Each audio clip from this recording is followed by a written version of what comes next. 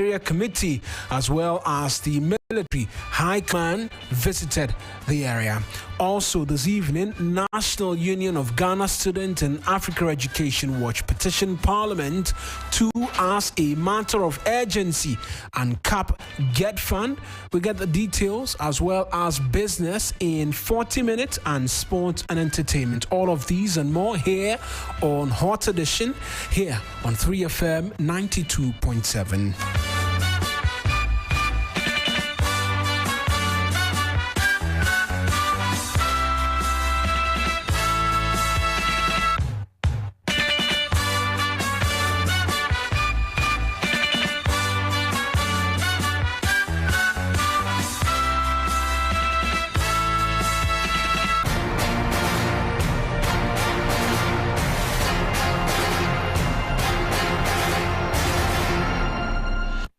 A pleasure that you could be a part of this evening's bulletin. It's streaming live on Facebook. Our handles 3FM 927. Leave a message there for us. Trust that we'll do the reading. It's streaming as well as on Twitter. The handles 3FM 927. Tweet at us with the hashtag Hot Edition or my personal Twitter handle at Mawuena Eric. Let's get into the details this evening because it's been 2 weeks since personnel of the Ghana Armed Forces stormed Ashaiman Taifa in an intelligence-led operation which left residents traumatized. The military assaulted men, young and old, rounding up over 180 of them in an operation which was to nab suspects in the murder of a young soldier, Trooper Imoru Sharif. That military operation, which has been widely condemned, has now resulted in the death of a victim of the assault.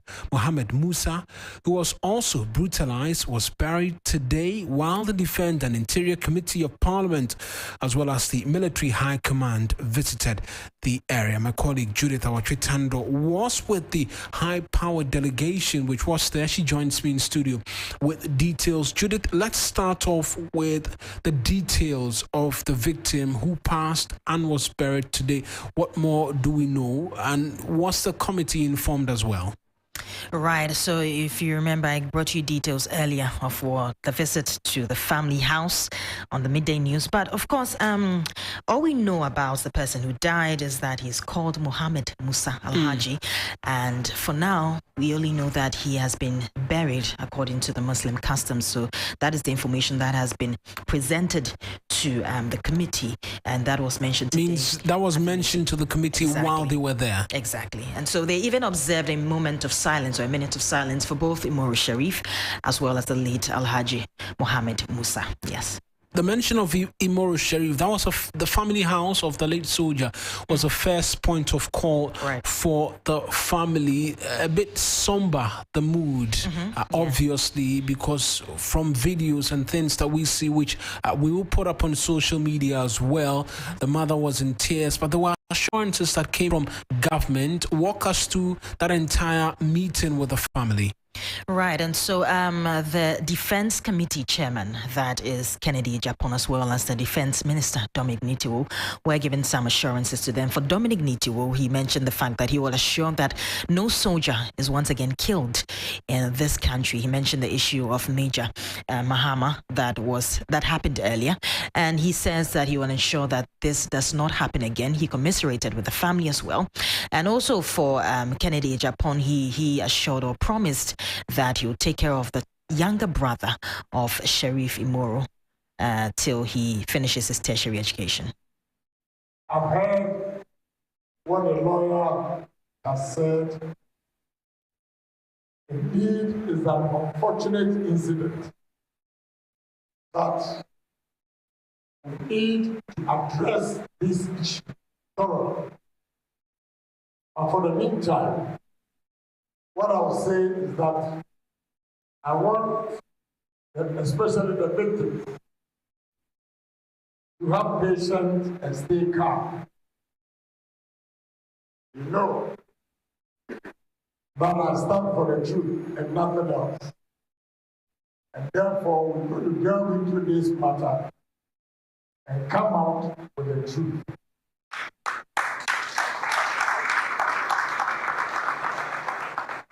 We have an astute lawyer who has created,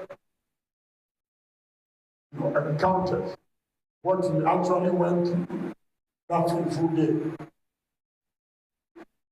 Fortunately, he's giving us a list, and as members of Committee of Defense and Interior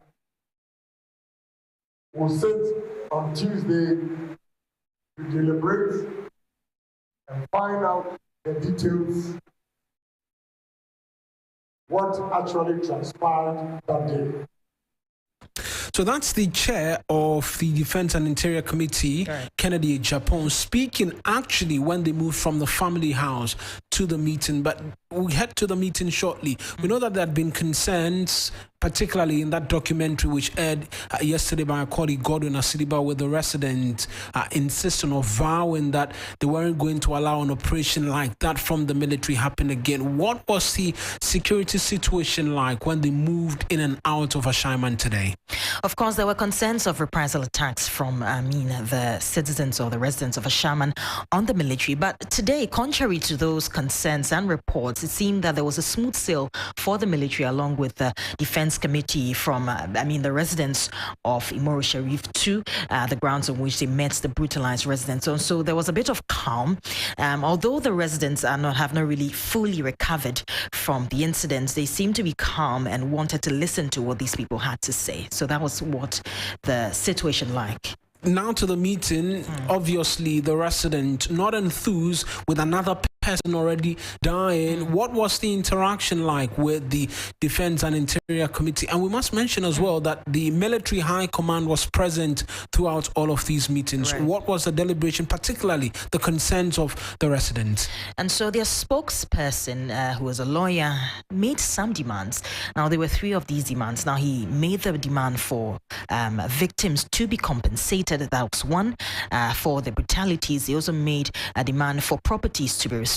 And their third demand was for the dismissal of, persons or the military high command that sanctioned the military coup that caused the brutalities. And so this is what they had to say. Enough is enough. You have had enough.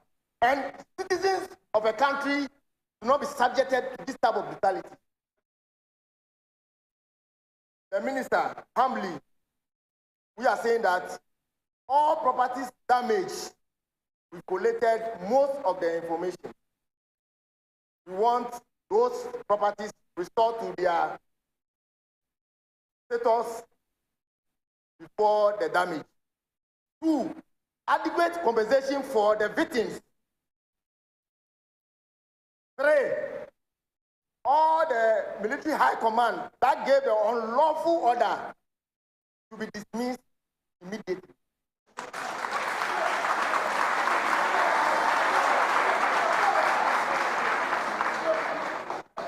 Why this demand?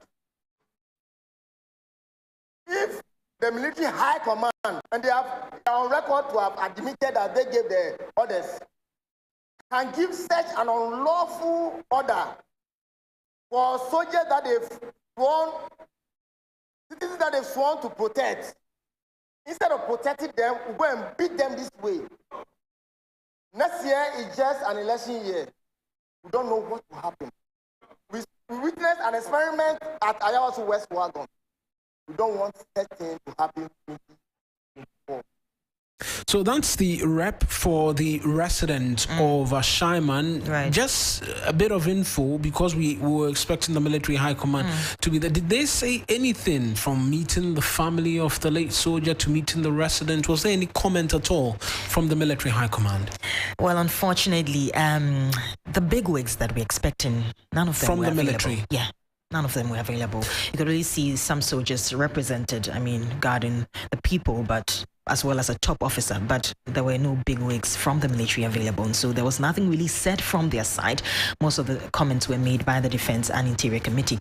But also there were comments on by the chair of the committee, Kennedy Agyapong, to the people, begging them literally not to make any reprisal attacks on the people or on the military, or to, take the law into their own hands. So these were some of the comments that were made. But of course, they have promised to probe into the matters, the evidence evidences that have been presented and make recommendations. He says that, in his words, he will make sure that they smile at the recommendations that are made. So that what's the situation That's there? an assurance coming from the defense. Right, and that's my colleague Judith Awachitando. She was present in Ashaiman today for us when the Defense and Interior Committee, along with the Defense Minister Dominic Nitiwul, and like she told us, some reps from the Military High Command paid a visit to Ashaiman. They made a first stop at the residence of Trooper Imoro Sharif, who died and resulted in all of the brutalities and the subsequent death of an individual as a result of the military high-handedness during that intelligence-led operation.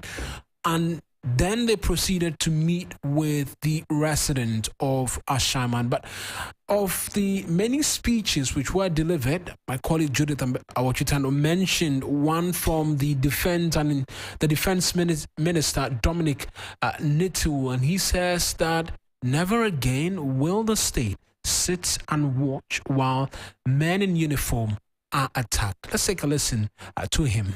We'll talk about the other one. The reaction that my men undertook at another forum. But for here, it tells us that we would have to do everything and clean up this country of people who think that the way to make money is to attack other people.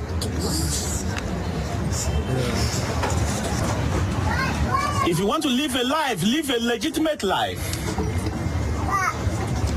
Make legitimate money, and this nation will contain you peacefully. But if you decide that by force of arm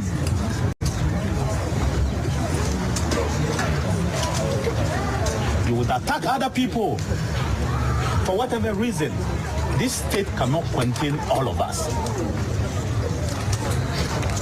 I will not say this is the last warning, but this should serve as the last time that anybody in Ghana thinks that he can use force of arms to make a living. The state will not sit alone and allow that to happen. That's the Defense Minister, Dr. Dominic Nitiwul, speaking there. Let's get on the phone now, speak to security analyst Emmanuel Kutin for some more on this. We're working the phone line as well to engage the MP for Ashaiman, Ernest Nogbe, following the visits today. Many thanks, Mr. Kutin, for speaking to us this evening here on Hot Edition. And so the Defense and Interior Committee made an appearance at Ashaiman, but the news of one person dying as a result of the military brutality appears to almost be overshadowing that visit, because to some it just signifies the high-handedness of the military during that operation. Well, thank you for having me, and good evening to your cherished listeners. But it's a very unfortunate development that the state-sponsored terrorism on innocent civilians in Ashaiman had led to a casualty. So I would like to take this medium to offer my condolences to the family and all those who were affected by this unfortunate event in Ashaiman. I think the visit by the Parliamentary Committee on Defense and Interior is in the right direction, because it's a fact-finding committee. So they waited for all the situations to calm down, then they can go and speak to the various groups that were affected. But what I found unfortunate is the executives hiding behind the committee and making certain pronouncements. I think the loud silence of the Commander-in-Chief of the Ghana Armed Forces, which is the sitting president, a civilian himself, is untenable. And the utterances of the defense minister ought to be checked, because today he alluded to the fact that never again should a security personal life be lost. And I think every life matters. the security personnel's lives don't matter than the civilians. And day in and day out, civilians get killed. And it's about time the defense minister also realizes that we're in a civilized society and we are in a democracy. He became a defense minister because the good people of this country from his constituency, Jimbla, voted him into parliament. He's not a security personnel. His utterances are cake, and it can be likened to the military regime where we have generals heading certain ministries and making this kind of pronouncement. A pronouncement of that nature coming from a civilian member of parliament who, by virtue of that opportunity, is the defense minister, I think is uncalled for. And it doesn't augur well for the development of our democracy. How well would you have wanted him to speak? He almost spoke as being a member of the army, but as its leader, and with the mindset of wanting to send a clear warning to individuals to desist attacking persons in uniform. How else would you have expected him to carry or convey this message? For Christ's sake, he's not the chairman of the committee. He didn't lead the committee. He's just a member of the committee. If he wanted to make such pronouncements, he and the interior minister could have gone on behalf of the president when the incident happened to commemorate with the fallen soldiers' family and also sympathize with the victims of the brutalities of the military. That's why in my initial statement I said he can't hide under the Parliamentary Select Committee on Defense and Interior to make such pronouncements. In a civilized society such as ours, or a democracy, if you like it, the Constitution guarantees every citizen a right. And he being the executive arm of one of the arms of government, he represents the president as a ministry. So you see, we are calling on the president to speak to the issue. If the interior and the defense minister had taken that initiative, the consequence damage wouldn't have come on the president because they represent the president. So are you telling me that if the defense and interior committee hadn't gone to Asama today, which platform was it going to make such pronouncement? And don't forget, we are talking about a casualty of the military brutalities on innocent civilians now. So the public inquiry has now become imperative because in the democracy, when things happen, we draw lessons from that. If somebody hasn't died, it's a different thing. But these are innocent citizens that got terrorized by state-sponsored terrorists, to be blunt. Because I won't use the military. So what they did in Asama, even in the military rules, it goes against the very tenets of even the military. That's why we want the public inquiry that will be telecast live. Then the good people of this country will have the opportunity to know who made what decision and who made what. I think that way we'll be crediting ourselves as a civilized society. We'll be crediting ourselves as people who have experimented democracy for the past 30 years, and we seek to evolve and develop it and deepen it further. Anything outside this, then it means that we are not being honest to the good people of this country. And don't forget, security entails all the value in of many of the activities we do. Right. And if we don't get it right this time, our intelligence gathering will suffer. And it will be as a result of how the citizens will cooperate with any of the security agents. Mr. Kuting, I'll just ask you to hold the line for us because we've also been joined by the Member of Parliament for Ashaiman, Enes Nogbe. He's also a member of the Defence and Interior Committee. He was present today when they visited Ashaiman. Many thanks, Honourable, for speaking to us this evening here on Hot Edition. And so, you visited the area, but even as the condemnation continued to pour in, one person has died as a result of the brutalities meted out by the military 2 weeks ago. For you as an MP of the constituent who died, what was the reaction when the news hit you that somebody had died as a result of what is being described as terrorism by the military? Well, good evening to your listeners as well. Yes, I was so much shocked. I was in a shock to hear that one of my constituents died out of the brutalities. It was a shocking news to the whole constituency and even the family of the deceased. And so today we met, and the issue was had been delivered to the committee and then the minister himself, and I realized they were also in a shock.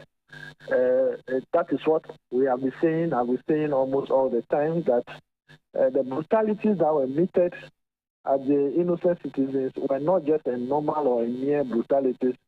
These are people who have never gone through any drill or any training before. You put them through that torture and molestation.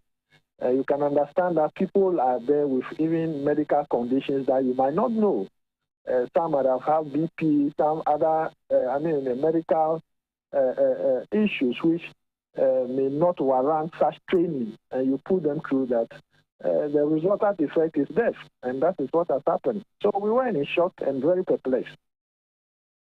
Beyond the shock, your constituent put out very clear demands to the committee, dismissals of persons who gave the order and the likes. Now there are calls for an investigation which you have even made. The demand is that it be public. As a member of the committee, is that a matter worth considering? A public inquiry into this development?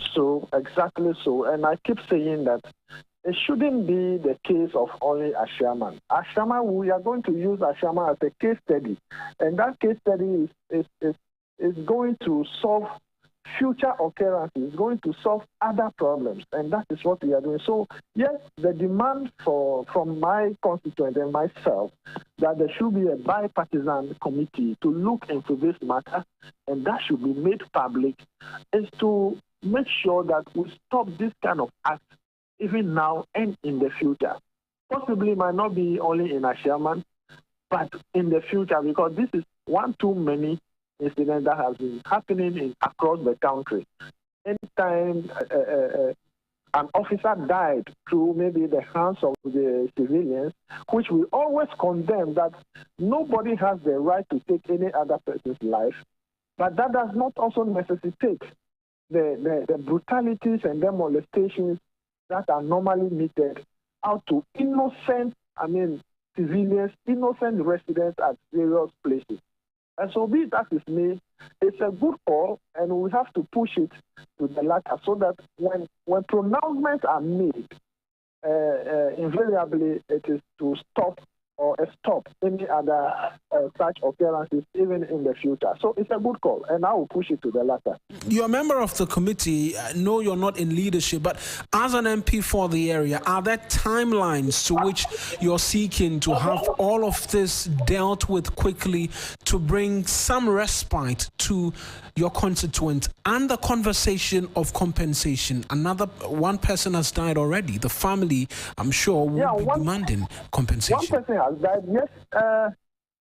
I may not be in leadership, but I have a very good rapport with my chairman, who is working with me assiduously to see the amicable solution to this matter.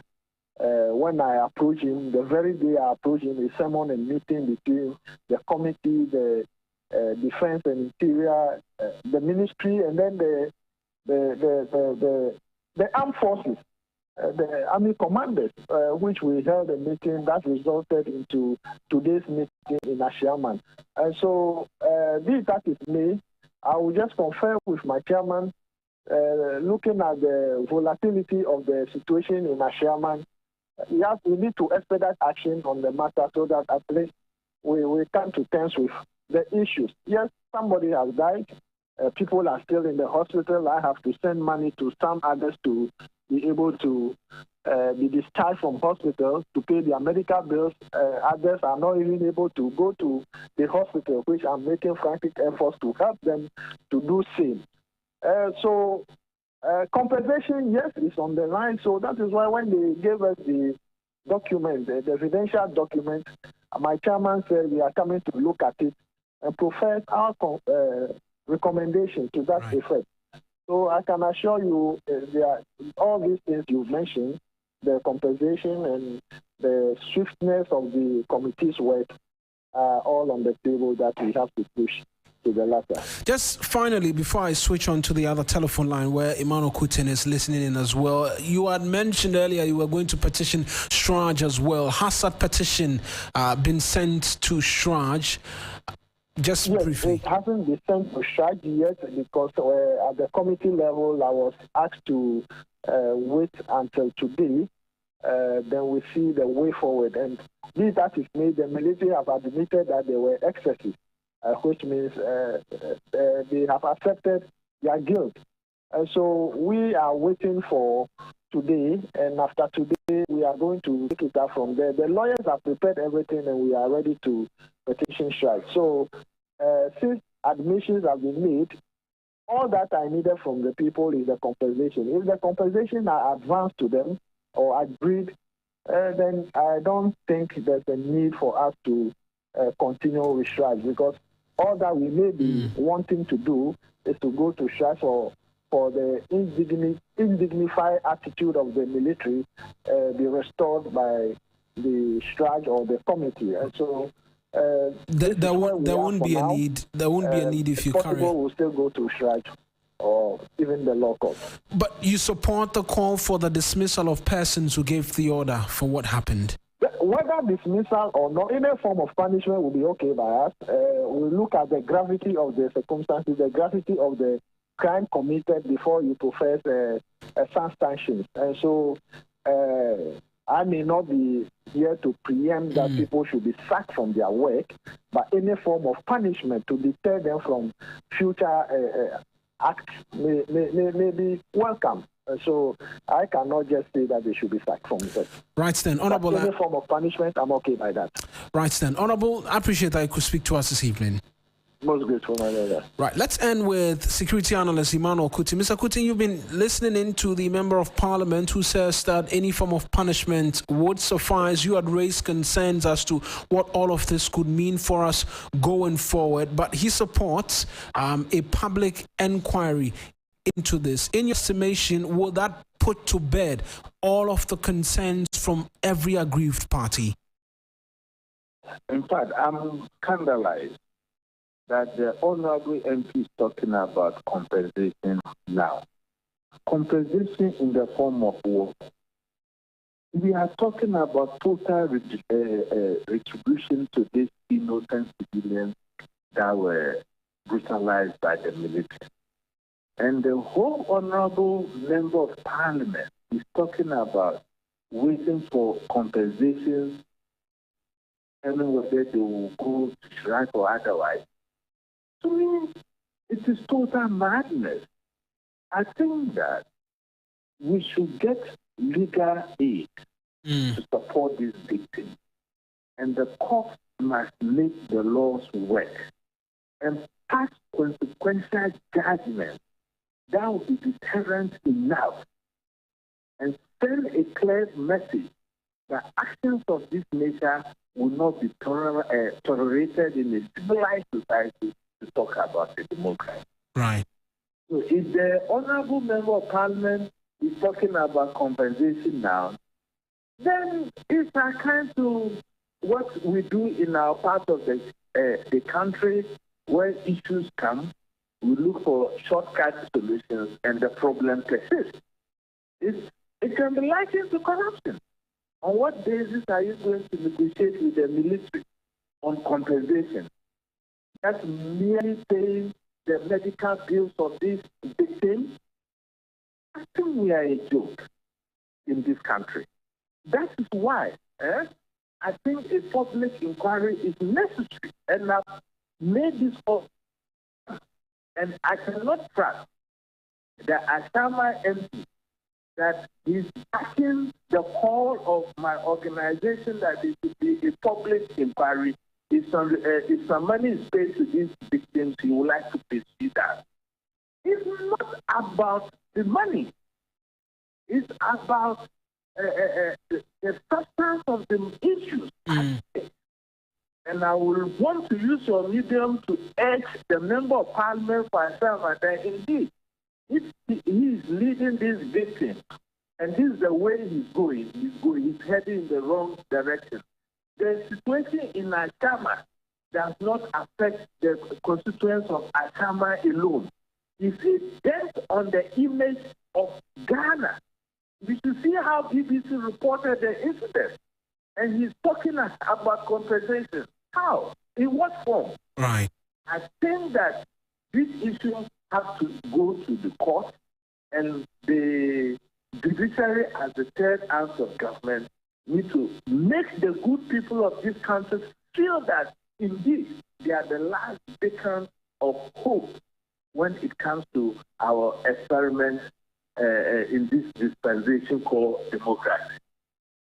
Right then, Mr. Kuti, appreciate that you could speak to us this evening. Thank you, sir. That's security analyst Emmanuel Kuti speaking to us here on Hot Edition. The last 33 minutes, we've been bringing you details of the visit by the Defence and Interior Committee of Parliament, as well as the Defence Minister. There were reps from the Military High Command. My colleague Judith Awachitando walked us through proceedings from there. We'll switch our attentions now and do something on education for you, because the National Union of Ghana Students and the African Education Watch, they've petitioned Parliament to, as a matter of urgency, uncap the Ghana Education Trust Fund Get Fund. According to the two groups, capping Get Fund has since 2019 deprived the education sector of more than 3.7 billion cedis worth of funding. They are worried the 39% capping of the allocation of the levy to Get Fund will further starve the education sector of the much needed resources. The rest of the story has been conveyed by Christian Yali. Presenting a petition to the Education Committee of Parliament, the National Union of Ghana Student President Dennis Apialabi Ampofo stated that the capping of Get Fund has since 2019 deprived education of over 3.7 billion cedis worth of funding. The necessary funds that's supposed to be released from Get Fund to some of these agencies is not going. We can only have a comfortable discussion about the future of education. The funds that is meant for education is guaranteed by this House. Our call is simple. One, reject the 2023 proposed formula for disbursing Get Fund. Move strictly to, in collaboration with the Finance Committee, initiate steps to immediately uncap Get Fund. Receiving the petition, Chairman of the Education Committee, Kwabena Amankwai-Siama, noted that capping Get Fund will affect the future of Ghana's education. Get Fund is the only dedicated fund that has been earmarked for the development of education in our country. Capping it to the extent of giving it about 17.5% in recent act, I think it's not the right thing. Education is expensive, very, very expensive. But if you try vices and ignorance of the youth, in later years, it will cost you harmfully and more than if you had used the money to educate your youth. Ranking member on the Education Committee, Peter Nochukotwei, also gave this assurance. We want to assure you that the committee will take all steps that are needed or necessary to make sure that Get Fund is decapped. And that's the ranking member on the Education Committee, Peter Nochukuto, ending that report. He's joined us on phone this evening for a lot more on this, because 3.7 billion cedis worth of funding to education infrastructure can do a lot. Many thanks, Honorable, for speaking to us. And it's a question on the minds of a lot of Ghanaians listening to you make this assurance is ask why your committee agreed to a capping in the first place if it was going to have effect as damning as this. Yeah, thank you very much. We all know that Get Fund was established by an act of parliament in 2000. And it had operated like that until 2017, when the MPP government took over the governance of the country. And the Minister for Finance came up with a capping act or bill which was passed into law.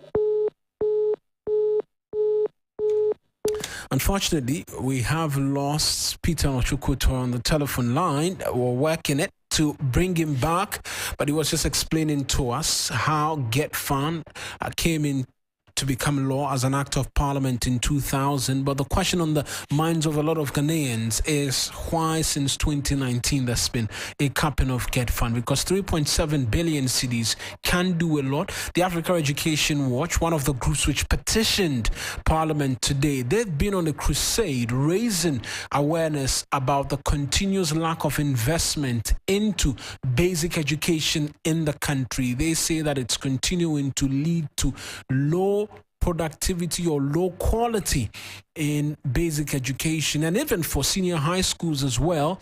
The concerns of infrastructure from the length and breadth of the country continues to be a subject of conversation. And so 3.7 billion cedis, speaking of money, let us know what you think here on Hot Edition. We're streaming live on Facebook. Our handles 3FM927 on Twitter as well, same handle 3FM927. Tweet at us with the hashtag Hot Edition. We'll read the messages for you as you allow them continue to come in. Unfortunately, we're working the phone lines to get Peter Nochukuto to join us with some more business. Will come up pretty shortly. Della Michelle has just strolled in with a wide smile on her face. She'll bring us business pretty shortly as we work the phone lines to bring you the very latest. But while we wait to do that, we take a quick breather. We return with a lot more stories here on Hot Edition. Keys. What could be simpler than a key? Who doesn't have a key? A car key, an office key, a drawer key. But there's one key that rules them all. The house key. The key to a place we call home. The key to the home where everything comes together. The key to a home that is our own. A home where we make life happen with our families and loved ones. Adoha has been working hard for over 30 years to make home ownership within reach for many. Say yes to property with Adoha. Your dream home is one call away. Your dream home is a few clicks away. Visit our Accra project, The Place, by calling 030-2789-757.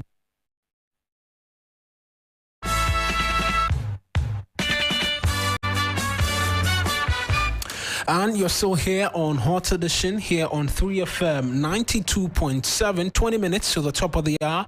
And as you know it, it's time to get the very latest from the world of business. Della Michelle is here, ready and waiting to tell us what's been happening in business. Della, what's in business? Well, let's begin with individual bondholders who have urged the Finance Ministry to act in a manner that will engender investor confidence in the Ghanaian economy. The group wants government to be prompt with the payment of coupons that mature as far back as February. The government of Ghana has, through the Ministry of Finance, begun processes to settle payments on outstanding bonds. But speaking in an interview with 3 Business, the convener of the Individual Bondholders Forum, Senior Husi, says government needs to be up and doing. We believe that it would have been appropriate for the ministry to also advise a date for notifying when the rest of the payments will be made, and or exact schedule of payments if we were ready. If we're not ready, I think the minimum that could have been done was just to communicate clearly that government intends to advise a schedule by a given date. That helps manage the market sentiments and expectations, and it engenders confidence. But having said that, we still believe that it's not too late for the ministry to rectify that omission, and we are looking forward to the ministry coming back to us on that matter within the coming week. And you heard Senor Husi, he is a convener of the Individual Bondholders Forum. Away from that, experts are warning the cedi will remain volatile until Ghana reaches a deal with the International Monetary Fund. Negotiations between Ghana officials and the IMF for a $3 billion bailout program are far advanced following the conclusion of the domestic debt exchange program. However, the cedi has experienced volatilities against its major trading currencies, moving between a range of 11 cedis to 13 cedis from year to date. Speaking in an interview with 3 Business lead researcher GCB Capital, Courage Boti says nothing significant will change until a deal is reached later this year. For last week and the beginning of this week so far, it's been stability and some near appreciation here and there. But I think it is largely news sensitive. It will move up and down based on what the market perceives. That we have suspended interest payments on Eurobonds and the other external debt is a big factor why we are not seeing sharp depreciations like we've seen in 2022. But that notwithstanding, there are still pressure from all angles, and especially when we are entering the Q2 period where even if the banks will not be paying dividends, you can expect some corporate and other multinationals to be honoring dividend payments and all of that. Seasonality pressures are still very much in place, and so this up and down movement, I believe, will continue until there is clarity on when the IMF deal is starting and flows from bilateral and development partners start coming in, which will boost our reserves. Until then, this volatility will continue. And you heard lead researcher at GCB Capital, Courage Boti. To our final story in business this evening, 5 commercial banks operating in Ghana could receive $427 million to recapitalize following losses they incurred from the government's domestic debt restructuring, according to Bloomberg News Agency. Stanbank Group, First Rand, Absa Group, and Netbank Group have collectively set aside $267 million to account for the losses, impairing as much as 57% of the local and onshore dollar-denominated debt holdings. Stan Chartered PLC has set aside $160 million. The bond was with a 5-year tenor with an average coupon rate of 19.3%. However, this bond was restructured for 15 years with an average coupon rate of 9%. Nine stand a test of time as far as capital adequacy and capital requirement, CRD and capital tier 1. So the warning to the shareholders and the regulator is that this impending insolvency issue must be properly addressed. Other than that, we find ourselves in a very, very dangerous situation as far as the banking stability is. Unfortunately, I don't know who is going to help in recapitalizing. You heard banking consultant Dr. Rachel Etuahene there, and that's how we wrap up the business news on Hot Edition this evening. But when you log on to 3news.com, there's more business news available. Mawuena. Right then, Della Michelle delivering business for us this evening here on Hot Edition. Our top stories this evening, as we've been bringing to you in the last 45 minutes. We've been telling you how one person has died as a result of the military brutality at Ashaiman. And we've been hearing from residents, the MP for the area, security analyst, who's expressed some outrage at the posture of the MP, says that first thing is to allow the courts determine the matter. And we've also been bringing you details of a parliamentary petition earlier today by Africa Education Watch, as well as the National Union of Ghana Students. Peter Nochukotoy was on phone with us before the line dropped. He's back. We'll pick thoughts from him. Mr. Nochu, you were answering questions as to why Parliament had capped the fund in the first place, and now you're given assurances that you will ensure it's decapped. Yes, as I was saying, Mawuena, the issue is that in 2017, you know, the majority NPP had about 169 members. Right. And we were 106. So although we opposed the capping of statutory funds, we did not succeed. And if you remember, in the case of the Assembly's Common Fund, Honorable Kodo had to go to the Supreme Court to get it decapped. But because the other statutory funds were established through Act of Parliament, the Supreme Court could not decap them. So it is only an Act of Parliament that can decap the road fund, the GET fund, and a few other funds like health insurance. Right. So we, as a minority then, opposed the capping. But their number was so high, they got it too easily. Mm-hmm. But now, they themselves have realized, that is the majority NPP, have realized that it was a mistake in the first place to have capped GET funds and other funds. And so when this gets to plenary, there's an overwhelming endorsement by MPs that the capping be removed? Yes, from both sides, that it is time to decap GET funds. Because when we tell them the consequences of capping GET funds, why schools are continuing to be under trees, over 2,000 basic schools are operating under trees and in dilapidated infrastructure. Over 3.5 million school children are without furniture. Mm.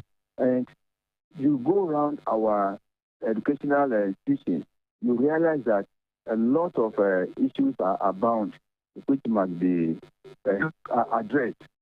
They got to understand that GET fund must be given the resources. So that is why the support is coming from both sides, that we should do something about it.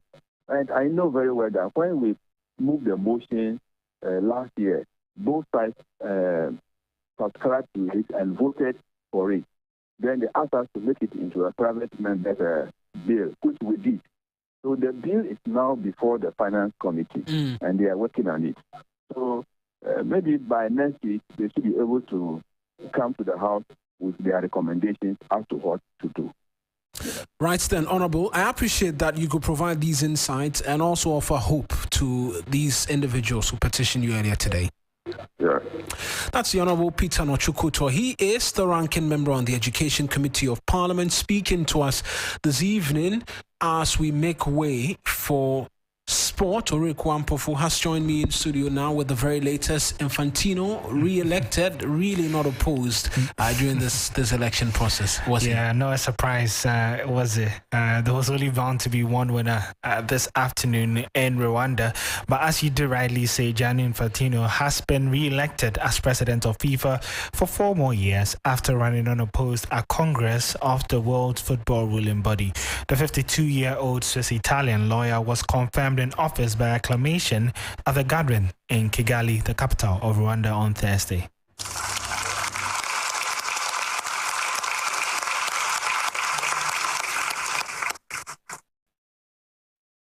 Thank you very much. I prefer to stay seated so I don't risk to fall down. Let me simply thank all of you, my family,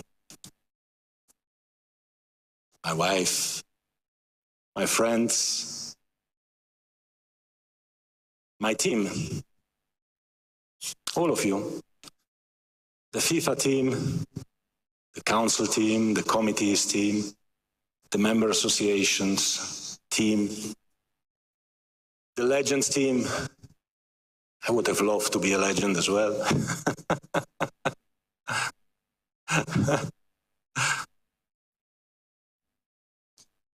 all those who love me, and I know there are so many,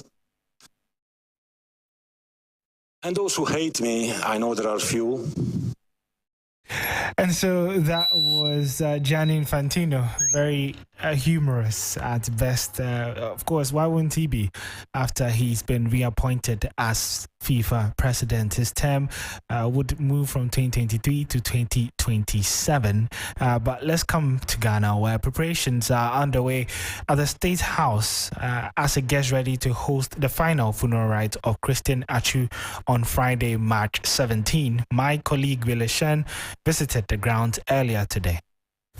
A sad period for Ghana football.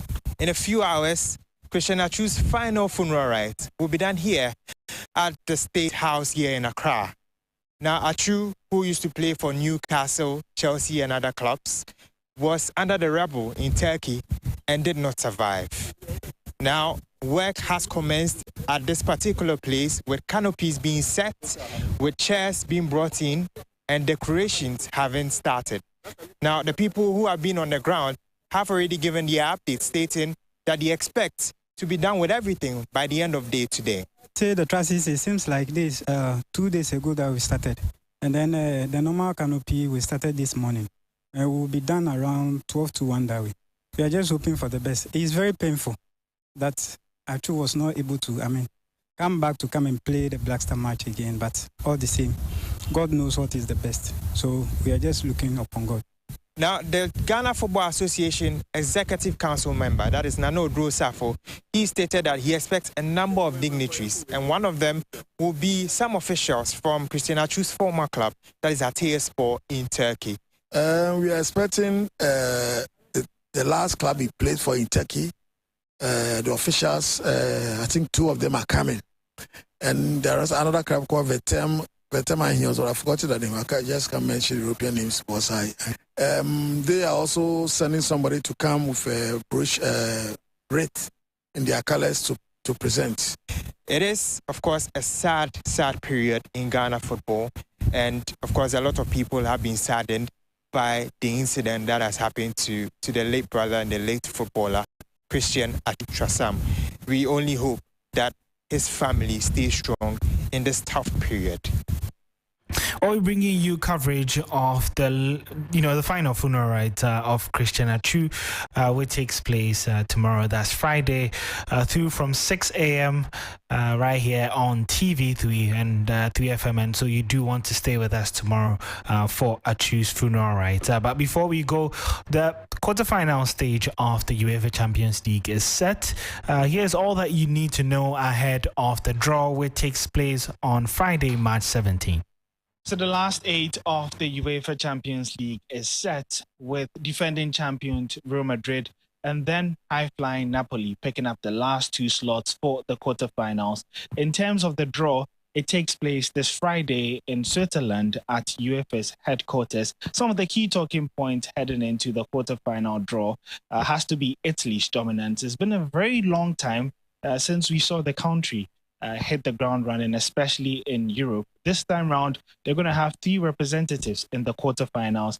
We have AC Milan, Inter Milan, and then Napoli, who've been very impressive domestically and in Europe as well. Could, if finally, be Italy's time, can they bring the Champions League back to Italy for the first time in 13 years? Remember, the last time that an Italian club won it was all the way in 2010 when Jose Mourinho won the treble with Inter Milan. English Premier League, they've been quite dominant in Europe in the past few years. This time round, they'll have just 2 representatives in the quarterfinal stage. Manchester City and Chelsea, who've been a bit off colour for the majority of the season. In terms of other clubs that would be there, Bayern Munich would also be in the quarterfinal stage and would be looking to win the title yet again. Benfica could prove to be a dark horse in the competition. All is really set for the quarterfinal draw, which takes place on Friday. It wouldn't just be for the quarterfinals when the draw starts. There would also be another draw for the semi-final and then another draw for the final to determine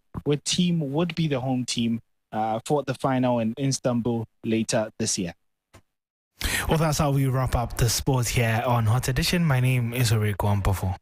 As a Chelsea fan, I don't know which team to. Maybe Benfica or Inter Milan. Yeah, Benfica, AC Milan. You know, we only played them in the group stages, so it's cool chop. Home and away. Yeah, so AC Milan it is. Kofa, you got some look on your face. She's bringing us a very because latest. I just realized both of you are Chelsea fans. And what club do you support? I do not want to share that with you. Coming up on entertainment tonight.